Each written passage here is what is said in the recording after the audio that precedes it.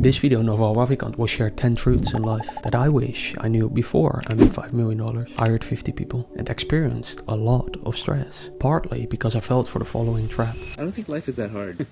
I think we make it hard. We spend too much time. One of the things I'm trying to get rid of is the word should. Whenever the word should creeps up in your mind, that's guilt or social programming. And so just doing something because you should do it basically means that you don't actually want to do it. It's just making you miserable. So I'm trying to eliminate as many shoulds from my life as possible. The path to misery is paved with endless shoulds, but life becomes lighter the moment you delete should from your vocabulary. So let that be the premise for this video. And may you question all the shoulds that you hear from me or Naval, and anyone for that sake. But then what if you hurt other people when you no longer do what they think you should? If you hurt other people because they have expectations of you, that's their problem. If they have an agreement with you, it's your problem. But if they have an expectation of you, that's completely their problem. It has nothing to do with you. And they're going to have lots of expectations out of life. The sooner you can dash their expectations, the better. Being disliked for being yourself beats being loved as a pretender. And the weight of others' expectations is theirs to carry. Just like I disappointed my parents back then when I quit my job and dropped out of university to grow my business to $5 million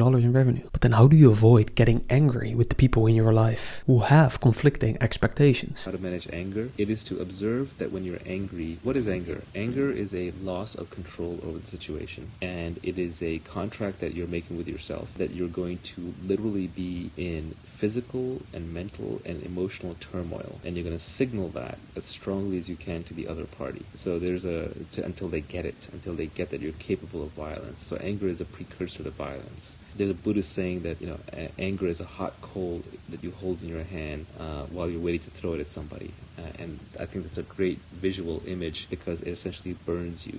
So I think the way to deal with anger is to do it selfishly, to realize the damage that it's causing you. And when you become aware of the damage and the misery and the pain and the suffering and the wasted moments that anger causes you, you'll stop being angry. Or you'll learn to just be less angry because you don't want to hurt yourself. Absolutely true. 3 truths here. When you look back at your own anger and the suffering that it caused you, then you have the chance to realize that being angry the next time is no longer needed or wanted. And anger itself is a loss of control and a contract you make with yourself to be in a physical and emotional turmoil and to signal as strongly as you possibly can to the other party so that they get it.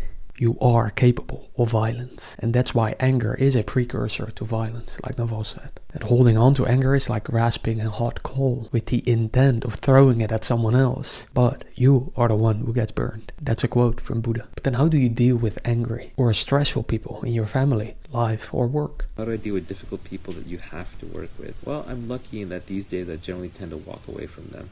If I have to and I have no choice, you suffer through it, but I try and change that situation as quickly as possible. Time spent with difficult people is a tax that you choose to pay. But peace isn't the absence of difficult people in your life, it's the distance from them. Even more so, I would say, the distance from your thoughts. But then you may ask, Jordan, the people around me have a lot of impact on how I feel, right? So then what do you look for in the people around you, in your girlfriend, in your friends? What I look for in people, in business, is intelligence, energy, and integrity. In relationships, it's probably, honesty, which is, I guess, integrity again, intelligence again. I guess the energy matters less in relationships. In relationships, I think, I like people who are calm, who have good emotional self-control. So look for a psychologist. By the way, I write a weekly 2-minute email about truths that I find in my own life and business. It's free, but only for serious people. We'll put a link below somewhere where you can also access the free Google Sheet with 80 plus free tools that I use in my business, but also in my personal life to save a lot of time. Again, all free, no affiliate stuff. Anyways, I would argue that it is more effective to be calm and meditative yourself first. I do like to be very meditative, and what that means is when I'm alone by myself or I'm walking in nature, then I'm generally going to try and be very present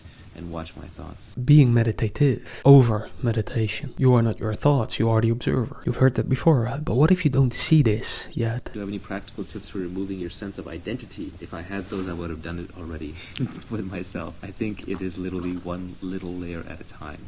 It's just observing yourself. Just observing yourself. To me, that has always sounded vague and still does to some extent. But if you are interested in it, just like me, then watch this video where Naval shares 12 incredible insights on enlightenment and maybe more peace in your life. Watch it here or not. Talk soon.